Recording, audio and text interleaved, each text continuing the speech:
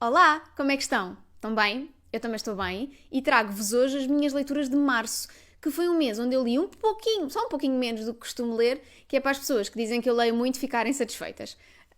O primeiro livro que eu li este mês chama-se The Death of Murat Idrissi, do Tommy Wieringa. Eu nunca sei dizer este nome, peço imensa desculpa ao senhor. O senhor é dos Países Baixos e foi-me oferecido pela Francisca, quando ela foi a Amsterdão.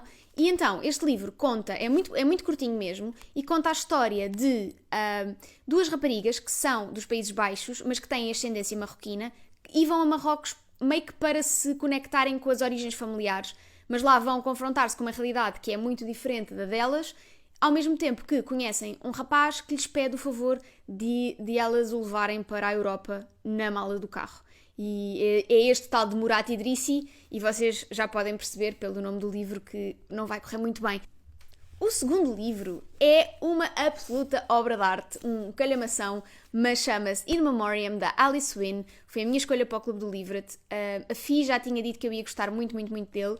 Aliás, comprei-o em Londres com ela. Não foi com ela, foi depois de estar com ela, comprei-o no aeroporto, porque ela me chateou muito a cabeça para eu ler, disse que era um livro Rita da Nova, e a realidade é que é.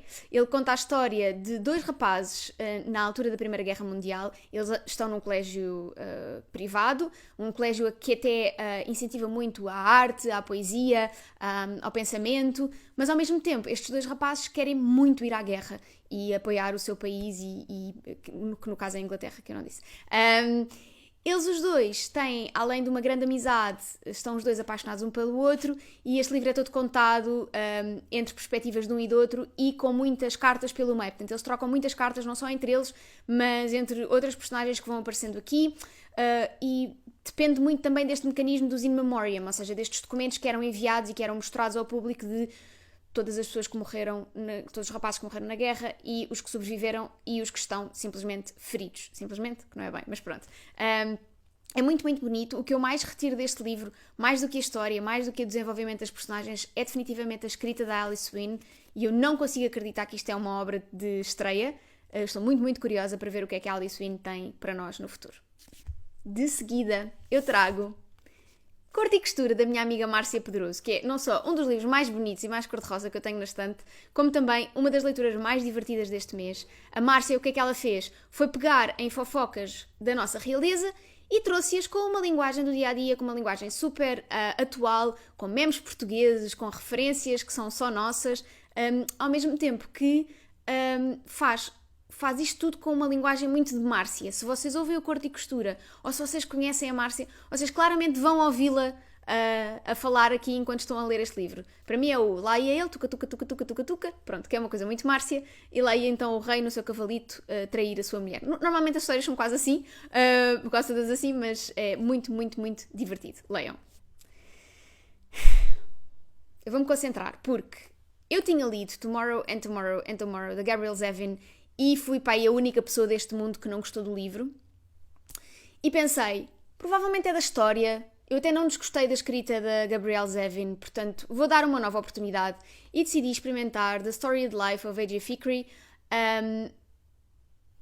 Até porque é um livro sobre livros, portanto pensei, ok, tem aqui este livreiro mal disposto que vai ter uma grande surpresa na vida dele depois de lhe roubarem um livro que é super valioso, devolvem-lhe ou dão-lhe uma coisa em troca, a vida dá-lhe uma coisa em troca, não é compensar, mas para que ele aprenda coisas sobre ele, porque ele é um viúvo muito novo, para viúvo, não é? E então ele tem é sempre muito negativo na sua vida, e ao mesmo tempo que é muito ligado aos livros. Eu não gosto de Gabrielle Zevin, pronto, é a conclusão que eu tiro, peço imensa desculpa a quem gosta, não é definitivamente para mim. Eu acho que a Gabrielle Zevin não tem profundidade emocional absolutamente nenhuma, escuda-se aqui nestas personagens estereotipadas para emocionar muito ou para fazer rir muito, e depois para mim isto soa-me tudo a fórmula, e portanto foi a minha última tentativa com o Gabrielle Zevin.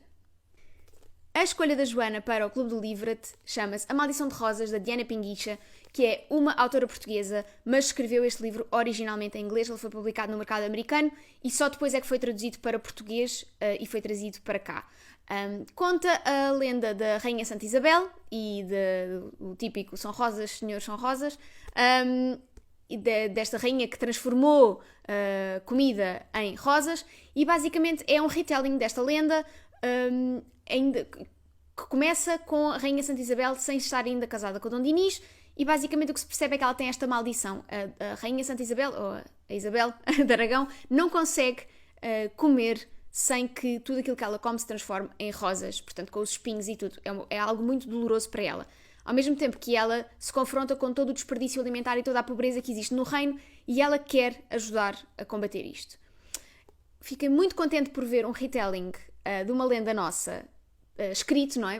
Eu leio muitos retellings e foi muito bom ver isso também com uma lenda portuguesa, porém eu acho que este livro tem alguns problemas de ritmo.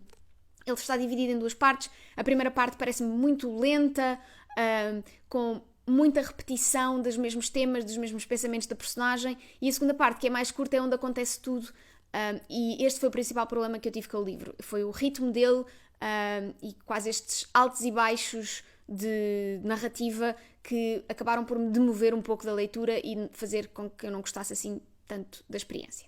Mas ainda assim, estou muito curiosa com a Diana Pinguicha, com as coisas que ela poderá trazer no futuro, e gostava de a ver a escrever originalmente em português. Acho que era uma boa tentativa. No espectro oposto de surpresas, Alex Couto traz Sinais de Fumo, um livro que eu já tinha lido mais ou menos pela metade, porque está aqui algures dentro um blurb que diz Rita da Nova. Portanto, se tiverem curiosidade em saber, eu escrevi um blurb para este livro, para o livro do Alex.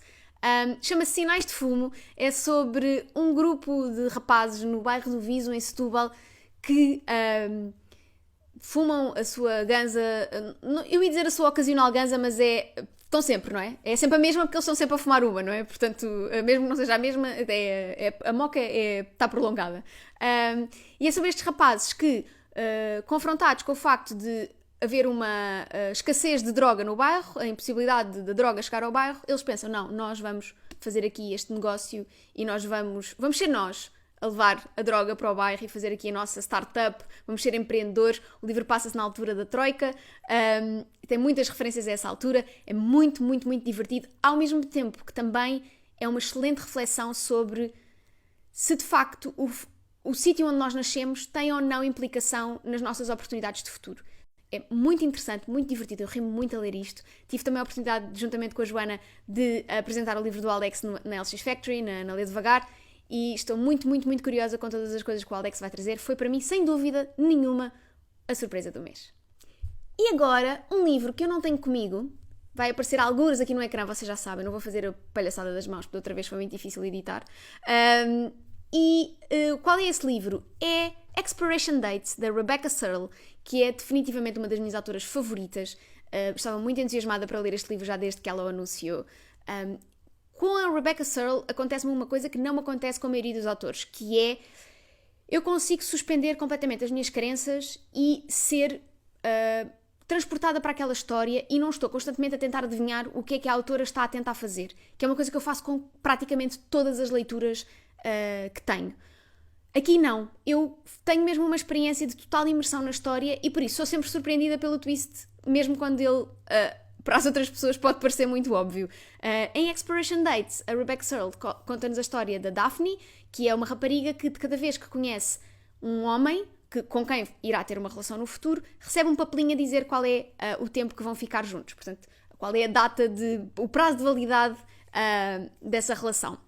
Até ao dia em que conhece um rapaz e não recebe, quer dizer, recebe um papel, mas só traz o nome, não traz a data. Será que a Daphne vai ficar com esta pessoa para sempre? Será que algum deles vai morrer antes de tempo? Ou será que é outra coisa completamente diferente?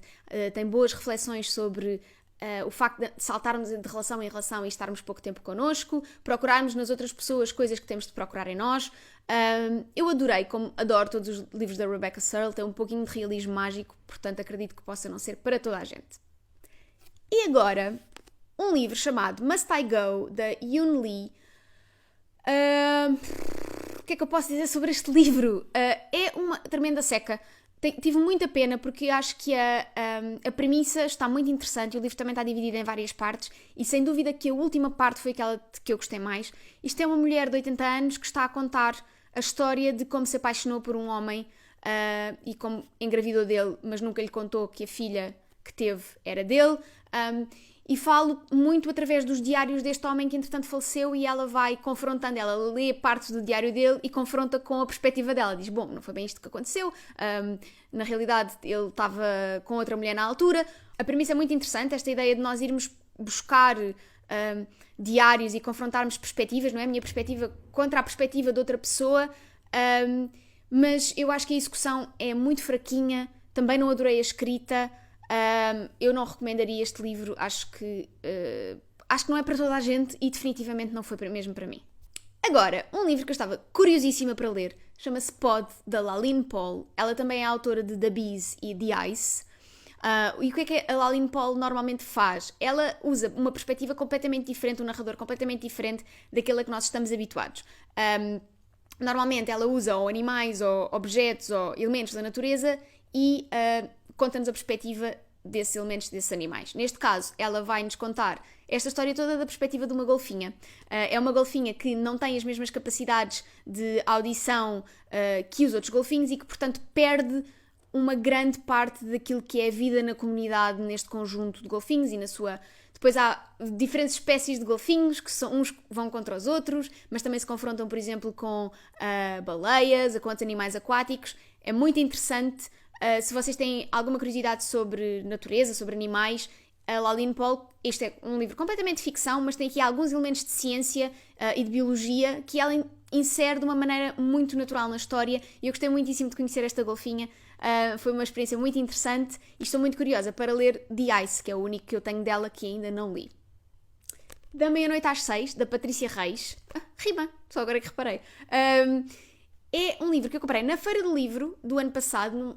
O ano passado eu só comprei autoras portuguesas, praticamente, acho que só comprei mais um livro que não era de autoras portuguesas.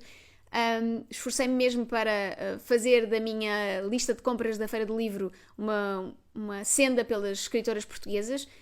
E este foi um dos livros que eu comprei na altura e que ainda não tinha lido, e é um retrato daquilo que foi a vivência da pandemia com 2, 3 perspectivas, mas essencialmente pela perspectiva de uma senhora chamada Susana, cujo marido morre durante a pandemia, e ela tem de não só lidar com a morte do marido, com o facto de não se poder despedir do marido, mas também continuar a ser ela própria numa altura em que não há contacto humano e em que esse contacto humano seria muito necessário. E muitas vezes as coisas que nós fazemos quando não podemos contactar uns com os outros para contactar ainda assim. Eu gostei muitíssimo deste livro. Só houve 2 coisas que não foram muito do meu gosto. A primeira é o facto da autora estar sempre a referir-se às personagens com o nome completo. Eu percebo que seja uma forma de distanciar e de mostrar que aquela pessoa é uma pessoa real, ou seja, tem um nome completo, portanto, poderia ser alguém que nós conhecemos, mas a mim demoveu-me um pouco ali, tirou-me da leitura, ou seja, cada vez que eu estava a ler o nome completo da pessoa, eu não preciso, eu já sei que ela se chama Susana, não preciso de saber os apelidos pela enésima vez. E a segunda coisa foi o fim. Eu não adorei o fim, achei um pouquinho de novela, mas ainda assim, adorei a escrita da Patrícia e adorei mesmo este retrato de pandemia. Há algumas pessoas que ficam um pouco incomodadas ainda por ler coisas de pandemia. Eu, pelo contrário, vivo muito fascinada por perceber como é que várias pessoas interpretaram aqueles tempos e encontrar os pontos em comum que eu também vivi. E se são como eu, acho que vão gostar muito deste livro. E por fim, After Safo, da Selby Wynne Schwartz. Este livro chegou-me cá a casa numa box que eu subscrevia, mas que era do UK e, portanto, com o Brexit deixei de subscrever porque ficava muito caro. Eu não sabia absolutamente nada sobre ele, mas vi que o Jack Edwards tinha lido e pensei, eu vou querer ler este livro. Essencialmente, são fragmentos de histórias de mulheres, algumas que existiram na realidade, outras que são inventadas, e que não foram necessariamente contemporâneas na história, mas que a autora as põe como contemporâneas, e é só sobre a forma como a poesia de Safo influencia estas mulheres e mostra a luta feminista delas ao longo dos anos. É um pouco estranho, um pouco diferente do tipo de leituras a que eu estou habituada. Não tem uma história linear, apesar de ter vários pontos e nós percebermos que a história está a avançar e o tempo está a avançar. Mas ainda assim, eu gostei muito das reflexões deste livro sobre feminismo. Mostra que, de facto, há uma luta que ainda tem de ser feita e que é muito semelhante à que era feita há muitos séculos. E gostei mesmo muito do humor da autora. Estou muito curiosa para ler outras coisas dela que não sejam necessariamente neste formato, porque eu creio que o formato acaba a ser um pouco cansativo. Estarmos sempre a saltar entre personagem e entre tempo é um pouquinho difícil de acompanhar. Eu tentei ouvir, não gostei tanto e gostei muito mais de ler mesmo. Portanto, se quiserem dar uma oportunidade, eu acho que o audiolivro aqui não é uma opção.